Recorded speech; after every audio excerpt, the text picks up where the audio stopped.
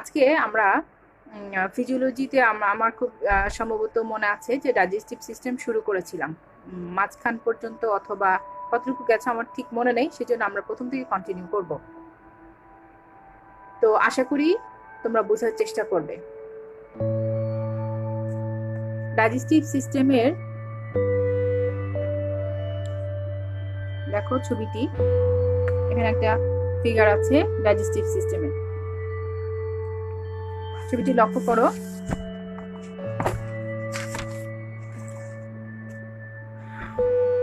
Digestive সিস্টেমের প্রথমেই আসো, তোমাদের বইতে দেখো, তোমরা বই ওপেন করো। ডাইজেস্টিভ সিস্টেম কাকে বলে? The system concerned with the breaking down and absorption of food is known as digestive system। অর্থাৎ যে প্রক্রিয়ায়, যে টোটাল একটা প্রক্রিয়ায় খাবার ভাঙা এবং ভাঙা খাবার থেকে যে উপাদানগুলা ফুড থেকে আমরা শরীরে অ্যাবজর্ব করি, এই টোটাল প্রক্রিয়াটাই হচ্ছে ডাইজেস্টিভ সিস্টেম বা পরিপাক, যেটা আমরা বলি পরিপাকতন্ত্র। তাহলে পরিপাকতন্ত্রকে আমরা, এই ডাইজেস্টিভ সিস্টেমকে আমরা দুইটা ভাগে ভাগ করতে পারি। সিস্টেম বলতে আমরা টোটাল প্রক্রিয়াটাকে বুঝি। প্রক্রিয়াটা কি? একটা হচ্ছে খাবার আমরা মুখে নিলাম, এবং যে প্রক্রিয়ার মাধ্যমে খাবার মুখে নেওয়ার পরে খাবারটা আমরা ভেঙে গুঁড়ো করলাম, এবং এই ভাঙা অংশ বা গুঁড়ো অংশ আমরা স্টোমাকে যখন যায়, সেই স্টোমাক থেকে এর যে মূল উপাদান, বিভিন্ন পরিমাণ মিনারেলস, ভিটামিনস, অন্যান্য যে উপাদান থাকে, সেটা আমরা ওই খাবার থেকে আমাদের শরীর কালেক্ট করে। তো এই যে প্রক্রিয়াটা, টোটাল প্রক্রিয়াটা যেইভাবে হচ্ছে, সেটাই হচ্ছে ডাইজেস্টিভ সিস্টেম। তাহলে এখানে দুইটা প্রক্রিয়া হচ্ছে, একটা হচ্ছে ভাঙছে এবং ভাঙা খাবারকে এমন একটা সহজ প্রক্রিয়ার মাধ্যমে পৌঁছাচ্ছে, যেখান থেকে খাবার থেকে খুব সহজেই খাবারের উপাদানগুলো আমরা সেই ভেঙে ফেলা খাবার থেকে আবার শরীর অ্যাবজর্ব করতে পারে। তাহলে প্রসেসটা হচ্ছে দুটো, একটা হচ্ছে ব্রেকিং ডাউন, আর একটা হচ্ছে ওই ব্রেকিং ডাউন খাবার থেকে আমরা সহজে যেন খাবার থেকে যে উপাদানগুলো সেটাকে অ্যাবজর্ব করা। এই দুটো প্রক্রিয়া মিলে কিন্তু আমাদের ডাইজেস্টিভ সিস্টেম হচ্ছে। তাহলে পার্ট হচ্ছে ডাইজেস্টিভ, সেই হিসেবে আমরা ডাইজেস্টিভ সিস্টেমকে আমরা দুইটা ভাগে ভাগ করতে পারি, দুইটা অংশে ভাগ করতে পারি। একটা হচ্ছে কি প্রক্রিয়াটা, যেটা আমরা বললাম, সেটা হচ্ছে কি, একটা হচ্ছে যে কোন পথে প্রক্রিয়াটা সম্পূর্ণ হচ্ছে। কোন পথে হচ্ছে? আমরা খাবার খাই মুখ দিয়ে। ছবিটি দেখো, আমরা মুখ দিয়ে খাবার খাই, সেটা গিয়ে পৌঁছাচ্ছে স্টোমাকে, স্টোমাক থেকে স্মল ইন্টেস্টাইন, লার্জ ইন্টেস্টাইন হয়ে আমাদের অ্যানাল ক্যানেল, অ্যানাস হয়ে শরীর থেকে বের হয়ে যাচ্ছে। তাহলে এই যে পথ মুখে আমরা দিলাম, এবং তাহলে ডাইজেস্টিভ সিস্টেমের পথটা হচ্ছে মাউথ টু অ্যানাস। তাহলে এই যে টোটাল প্রক্রিয়াটা, এই প্রক্রিয়াটা হচ্ছে মাউথ টু অ্যানাস। তাহলে এখানে আমি খাবার খেলাম, এই মাউথ থেকে খাবারটা যদি অ্যানাস পর্যন্ত না পৌঁছায়, তাহলে আমার প্রক্রিয়াটা সম্পূর্ণ হচ্ছে না। এটা হচ্ছে আমার পথ, ডাইজেস্টিভ সিস্টেমটাকে অতিক্রম করার জন্য যে পথটাকে আমরা অতিক্রম করি, সেটাকে আমরা বলছি এলিমেন্টারি ট্র্যাক্ট অথবা ডাইজেস্টিভ ট্র্যাক্ট। পরিপাক পথ, পরিপাকের পথ, অর্থাৎ যেই পথের মাধ্যমে খাবারটা কোথায় এন্ড পর্যন্ত গিয়ে পৌঁছাচ্ছে, সেটা হচ্ছে ডাইজেস্টিভ ট্র্যাক্ট। আরেকটা কি হচ্ছে? Associated glands. অ্যাসোসিয়েটেড গ্ল্যান্ড বলতে আমরা যেটা বুঝছি, সেটা হচ্ছে যে খাবারটা মাউথ থেকে অ্যানাস পর্যন্ত আসলো, কিন্তু খাবারটা আসলো কোত্থেকে? মুখে দিলাম, মুখ থেকে ইসোফেগাস, ইসোফেগাসের মাধ্যমে কোথায় আসলো? স্টোমাকে আসলো, স্টোমাক থেকে স্মল ইন্টেস্টাইন, স্মল ইন্টেস্টাইন থেকে লার্জ ইন্টেস্টাইন হয়ে আমার শরীর থেকে বের হয়ে যাচ্ছে। বাট এইখানে স্টোমাকে আসার পরে এখানে কিছু গ্যাস্ট্রিক জুস এর সাথে মিশ্রিত হয়। তাহলে আমার খাবার হজম করার জন্য এখানে কিন্তু শুধু এসে পড়লেই হবে না, এর যে আনুষঙ্গিক কিছু উপাদান থাকে, যেমন বাইল থাকে, বিভিন্ন গ্যাস্ট্রিক জুস থাকে, এগুলো যখন খাবারের সাথে মিশ্রিত হয়, তখন খাবারটা হজম করতে সাহায্য করে। তাহলে দুটো জিনিস এখানে জড়িত, একটা হচ্ছে পথ, মুখ থেকে পায়ু পর্যন্ত আসতে হবে, এই টোটাল লেভেলটাকে ক্রস করতে হবে। আরেকটা কি হচ্ছে, যে খাবারটা হজমের করার জন্য কিছু আনুষঙ্গিক এনজাইম, কিছু জুস, সেগুলো লাগবে খাবারের সাথে মিশ্রিত হয়ে তা হজমে সাহায্য করে। সেজন্য আমরা টোটাল ডাইজেস্টিভ সিস্টেমের পথটাকে, প্রক্রিয়াটাকে আমরা দুটো ভাগে ভাগ করেছি, একটা হচ্ছে এলিমেন্টারি ট্র্যাক্ট, একটা হচ্ছে অ্যাসোসিয়েটেড গ্ল্যান্ডস। তো ডাইজেস্টিভ ট্র্যাক্টের মধ্যে আমরা কি কি পাচ্ছি? ডাইজেস্টিভ ট্র্যাক্টের মধ্যে আমরা পাচ্ছি, দেখো, মাউথ। প্রথমে আসছে মাউথ। মাউথ মানে হচ্ছে ওরাল ক্যাভিটি। এখানে কি থাকে? ওরাল ক্যাভিটির মধ্যে টাং থাকে, টিথ থাকে, যেগুলো খাবারকে কি করে? খাবারকে ভেঙে ফেলতে সাহায্য করে। তারপরে সে কোথায় চলে যাচ্ছে? ফ্যারিংস। ফ্যারিংস থেকে চলে যাচ্ছে এসোফেগাস। এসোফেগাস থেকে স্টোমাক হয়ে সে চলে যাচ্ছে স্মল ইন্টেস্টাইন। স্মল ইন্টেস্টাইন বলতে আমরা কি বুঝি? স্মল ইন্টেস্টাইনের 3টি পার্ট। একটা হচ্ছে ডিউডেনাম, জেজুনাম এবং ইলিয়াম। এটা হচ্ছে ডিউডেনাম, জেজুনাম এবং ইলিয়াম। ডিউডেনাম কোন অংশটা? সি শেপ যে অংশটা, সেটা আমরা দেখতে পাচ্ছি। দেখো, খেয়াল করো, সি শেপ যে অংশটা বাঁকা, সেটা হচ্ছে ডিউডেনাম। ভিতরের পেঁচানো যে অংশটা, সেটা হচ্ছে জেজুনাম। এবং তার নিচের যে লাস্টের যে অংশটা, সেটা হচ্ছে ইলিয়াম। এই ইলিয়াম যেটা, সেটা হচ্ছে স্মল ইন্টেস্টাইনের শেষ অংশ এবং লার্জ ইন্টেস্টাইনের শুরু। তাহলে স্মল ইন্টেস্টাইনের ইলিয়ামটা এসে কানেক্ট হচ্ছে লার্জ ইন্টেস্টাইনের সাথে। স্মল ইন্টেস্টাইনের যেখানে শেষ, লার্জ ইন্টেস্টাইনের সেখানে শুরু। তাহলে আমরা পাচ্ছি কি? স্টোমাক থেকে খাবারটা চলে আসলো small intestine. Small intestine means duodenum, jejunum, Ilium. তারপরে চলে যাচ্ছে লার্জ ইন্টেস্টাইনে। লার্জ ইন্টেস্টাইনের শুরুতে আমরা কি পাচ্ছি? সিকাম। লার্জ ইন্টেস্টাইনের শুরুতে আমরা পাচ্ছি হচ্ছে caecum, ascending colon, transverse colon, descending colon, sigmoid colon, rectum, anal ক্যানেল, অ্যানাস হয়ে খাবারটা শরীর থেকে ওয়েস্ট প্রোডাক্ট হিসেবে আমাদের শরীর থেকে বের হয়ে যাচ্ছে। তাহলে এই হচ্ছে টোটাল প্রক্রিয়াটা আমাদের ডাইজেস্টিভ সিস্টেমের ট্র্যাক্টগুলোর নাম। তাহলে ডাইজেস্টিভ সিস্টেমের এটার এক্সটেনশন হচ্ছে কোথা থেকে? ডাইজেস্টিভ সিস্টেমের ট্র্যাক্টের এক্সটেনশন হচ্ছে, একটা হচ্ছে এলিমেন্টারি ট্র্যাক্ট অথবা পরিপাকের পথ। এর শুরু কোথায়? মাউথ। শেষ কোথায়? অ্যানাস। তাহলে এক্সটেনশন হচ্ছে মাউথ টু অ্যানাস। আশা করি বুঝতে পারছো। না বুঝতে পারলে আমাকে একটু ইনফর্ম করো, আমি আরেকবার বলি।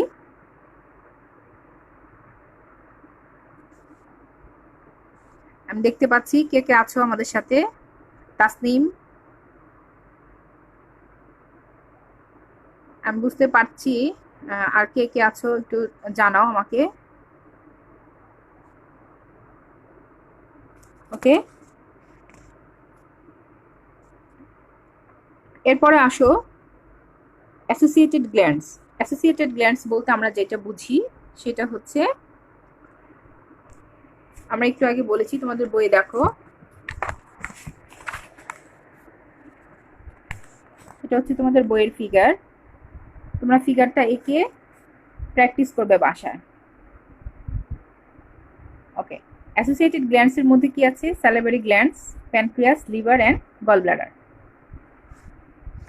Pancreas, liver and gall bladder.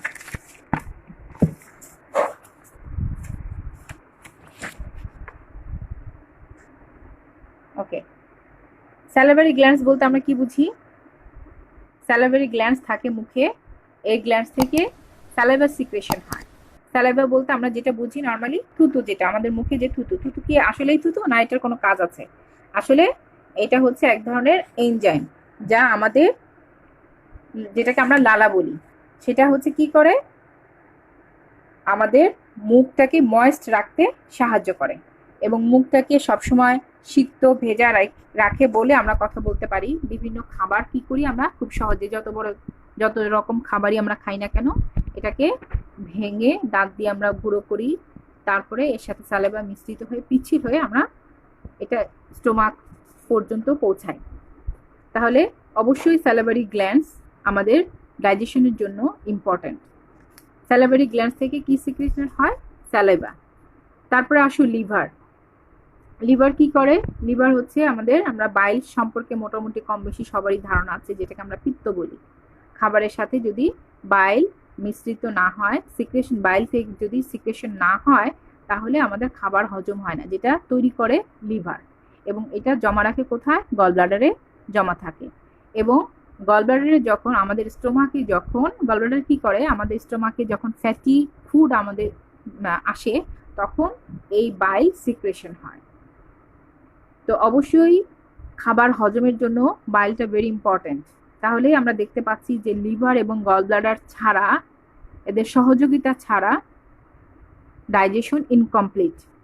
এরপর আসো প্যানক্রিয়াস। প্যানক্রিয়াস কি জিনিস? ছবিটা দেখো, এখানে বোঝা যাচ্ছে প্যানক্রিয়াস হচ্ছে যেটাকে আমরা বলি অগ্ন্যাশয়।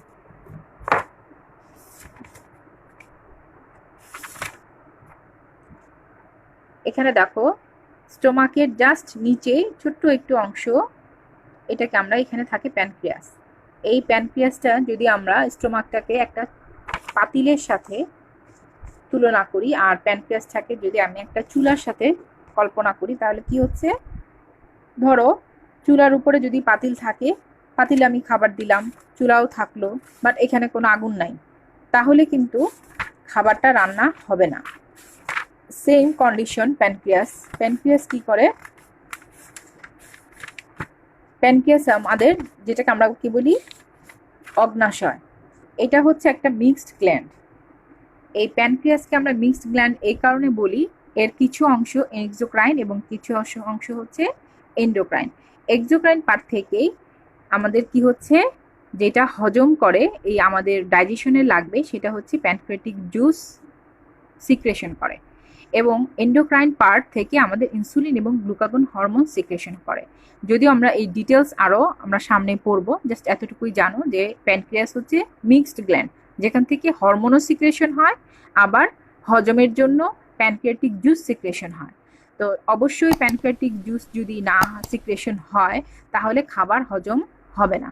তো সেই জন্য সেই দিক থেকে আমরা যদি চিন্তা করি তাহলে অবশ্যই এটা হচ্ছে কি আমাদের খাবার হজমের জন্য যেমন স্যালাইভা প্রয়োজন, যেমন বাইল প্রয়োজন, তেমনি প্যানক্রিয়াস থেকে সিক্রেটেড প্যানক্রিয়াটিক জুসও প্রয়োজন। সেই জন্য এটাকে আমরা অ্যাসোসিয়েটেড গ্ল্যান্ডস হিসেবে ধরে থাকি। তাহলে টোটাল ডাইজেস্টিভ সিস্টেমটাকে আমরা দুটো পর্যায়ে ভাগ করেছি। একটা হচ্ছে কি, একটা হচ্ছে যে ডাইজেস্টিভ সিস্টেমের জন্য পরিপাক হওয়ার জন্য একটা পথকে, টোটাল একটা পথকে অতিক্রম করতে হচ্ছে, এবং এই পথ অতিক্রম করার সময় তার কিছু সহযোগী লাগছে। সেই সহযোগীটাকে আমরা কি বলছি? Associated glands. এই গ্ল্যান্ডসের মধ্যে কি আছে? স্যালাইভারি গ্ল্যান্ডস, যেখান থেকে স্যালাইভা সিক্রেশন হয়, প্যানক্রিয়াটিক গ্ল্যান্ডস, যেখান থেকে আমাদের প্যানক্রিয়াটিক জুস, প্যানক্রিয়াস একটা নিজেই গ্ল্যান্ডস যেখান থেকে প্যানক্রিয়াটিক জুস সিক্রেশন হচ্ছে, লিভার যেখান থেকে বাইল তৈরি হচ্ছে, গল ব্লাডার যেখানে বাইলটা স্টোর থাকে এবং প্রয়োজন অনুসারে আমাদের বাইলটাকে সিক্রেশন করে। সুতরাং আমরা দেখতে পাচ্ছি যে টোটাল একটা পথ প্লাস কিছু অ্যাসোসিয়েটেড সাহায্যকারী কিছু গ্ল্যান্ডসের সহযোগিতা টোটাল ডাইজেস্টিভ যে প্রক্রিয়াটা, ডাইজেশন যে প্রক্রিয়াটা, হজমের যে পরিপাক যে প্রক্রিয়াটা, সেটা সম্পন্ন হচ্ছে। সেই জন্যই আমরা ডাইজেস্টিভ সিস্টেমটাকে দুটো ভাগে ভাগ করেছি। তোমরা আশা করি বুঝতে পেরেছো। তাহলে আমরা কি দেখলাম যে ডাইজেস্টিভ সিস্টেম কাকে বলে। এখানে আমরা কি বললাম, ডাইজেস্টিভ সিস্টেম কাকে বলে? Parts of digestive system. Parts of digestive system. তোমরা না বুঝলে একটু ইনফর্ম করো, আমি আসলে বুঝতে পারছি না কে কে যুক্ত আছো। তোমরা সবাই এখন নামাজের টাইম, আসলে আমি ট্রায়ালের জন্য মূলত একটা যে ট্রায়ালের জন্য আমি আসলে শুরু করেছি, যে দেখছি যে কি অবস্থা। তোমরা আমাকে জানাও যে এইভাবে হলেও চলবে কিনা। আমি আসলে আজকে হোয়াইট বোর্ড অনেক ট্রাই করেছি, হোয়াইট বোর্ডটা ম্যানেজ করতে পারিনি, কারণ এখন তোমরা জানো যে সব জায়গায় লকডাউন চলছে। সুতরাং হোয়াইট বোর্ডটা ম্যানেজ করা, বাসায় যেহেতু থাকতে হচ্ছে, বাইরে যেতে পারছি না, হোয়াইট বোর্ডটা ম্যানেজ করা আমার জন্য কঠিন। তো যাই হোক, এভাবেই আমাদের ক্লাসটা নিতে হচ্ছে। যেহেতু আজকে বিকালবেলা ক্লাসটা নেওয়ার কথা ছিল, কিন্তু আসলে তোমাদের কথা রাখার জন্য আমি রাতে এসেছি। যাই হোক, তাহলে এখান থেকে তোমরা যেটা পড়বে সেটা হচ্ছে ডাইজেস্টিভ সিস্টেমের ডেফিনেশন, আর হচ্ছে পার্টস অফ ডাইজেস্টিভ সিস্টেম। এর সাথে যেটা করবে সেটা হচ্ছে ফিগার ট্রাই করবে। তোমরা আমাকে ফিগারটা এঁকে পাঠাবে। এরপরে আসো, হোয়াট ইজ ডাইজেশন। ডাইজেশন অর্থ হচ্ছে পরিপাক। তাহলে পরিপাকটা কি? আমরা কিছুটা হলেও বুঝেছি যে পরিপাক মানে আমরা সহজ কথায় কিছু জানি যে হজম। সো ডাইজেশন বলতে যেটা আমরা বুঝি, তোমাদের বইয়ের সঙ্গে অনুযায়ী যদি আমরা যেতে চাই, সেটা হচ্ছে যে digestion is a physiological process by which complex food particles are broken down into simple form for absorption and utilization. অর্থাৎ ডাইজেশন পরিপাকটা হচ্ছে যে মানুষ যদি একটা সুস্থ মানুষ মাত্রই তার পরিপাক হতে হবে, তাহলে ডাইজেশন হচ্ছে একটা ফিজিওলজিক্যাল প্রসেস, অর্থাৎ স্বাভাবিক প্রক্রিয়া। এটা কোনো অস্বাভাবিক প্রক্রিয়া না, যা খাবার হজম আমি যদি বেঁচে থাকতে হয় আমাকে খাবার হজম করতেই হবে, তাহলে এটা হচ্ছে আমার স্বাভাবিক একটা প্রক্রিয়া, এটা হচ্ছে ফিজিওলজিক্যাল প্রসেস। তো ডাইজেশন হচ্ছে আমার একটা শরীরের স্বাভাবিক প্রসেস, যেই প্রসেসের মাধ্যমে আমরা কি করি, বিভিন্ন ধরনের আমরা কমপ্লেক্স ফুড খাই। আমরা শুধুই যে লিকুইড খাচ্ছি তা না, আমরা শুধুই যে সলিড খাচ্ছি, সেমি সলিড খাচ্ছি তা না, আমরা বিভিন্ন ধরনের কমপ্লেক্স ফুড পার্টিকেলস খাচ্ছি, মুখে নিচ্ছি। তো সেই খাবারটাকে কি হচ্ছে, ডাইজেশনের হচ্ছে যে প্রক্রিয়ার মাধ্যমে এই খাবারটাকে ভেঙে যেই ফরমেটে আমরা খাবারটা খাচ্ছি, আমরা কিন্তু সেই ফরমেটে আমাদের শরীর থেকে বের হচ্ছে না। খাবারটা মুখে দেওয়ার পরই সে কি হচ্ছে, স্যালাইভের সাথে মিক্সড হয়ে যাচ্ছে। তারপরে কি হচ্ছে, আমরা দাঁত দিয়ে ভাঙছি, এটাকে গুঁড়ো গুঁড়ো করছি। তারপরে সে যতই আরো নিচের দিকে যাবে সে আরো ক্ষুদ্র ক্ষুদ্র পার্টিকেলসে পরিণত হবে, এবং এমন একটা simple form, complex food particles আমরা খাচ্ছি, বাট এটা একটা নির্দিষ্ট একটা সিম্পল ফর্মে সে নিয়ে আসে। কেন নিয়ে আসে? এমন একটা খাবারকে এমন একটা পর্যায়ে নিয়ে যায় যেখান থেকে খাবার থেকে যে উপাদানগুলো খুব সহজে শরীর অ্যাবজর্ব করতে পারে, এবং আমরা সেই খাবার থেকে আমাদের প্রয়োজনীয় যতটুকু উপাদান আমরা শরীরের জন্য উপকারী ততটুকু আমাদের শরীর নিতে পারে, সেটাই হচ্ছে আসলে ডাইজেশন। তাহলে ডাইজেশনটা হচ্ছে একটা ফিজিওলজিক্যাল প্রসেস, যেই প্রসেসে কমপ্লেক্স ফুড পার্টিকেলসটাকে ভেঙে আমরা সিম্পল একটা ফর্মে নিয়ে যাচ্ছি। কি জন্য? For absorption and utilization. এখন ডাইজেশনের পারপাসটা কি, এইমটা কি, উদ্দেশ্যটা কি? ডাইজেশনের মূল উদ্দেশ্য হচ্ছে যে যেহেতু আমরা বিভিন্ন food particles, complex food particles খাচ্ছি, সেটাকে একটা সিম্পল ফর্মে নিয়ে আসা, এবং আমাদের শরীর যেন এটাকে সহজে অ্যাবজর্ব করতে পারে সেই একটা ফর্মে নিয়ে আসা, এবং সেই খাবার থেকে সহজেই যেন আমরা খাবারগুলো এর থেকে যে মিনারেলস, ভিটামিনস, উপাদানগুলো আছে সেগুলো যেন আমরা নিতে পারি, সেই উদ্দেশ্যই হচ্ছে মূল উদ্দেশ্য। তাহলে এটা কি? To make the food particles into simple and absorbable form.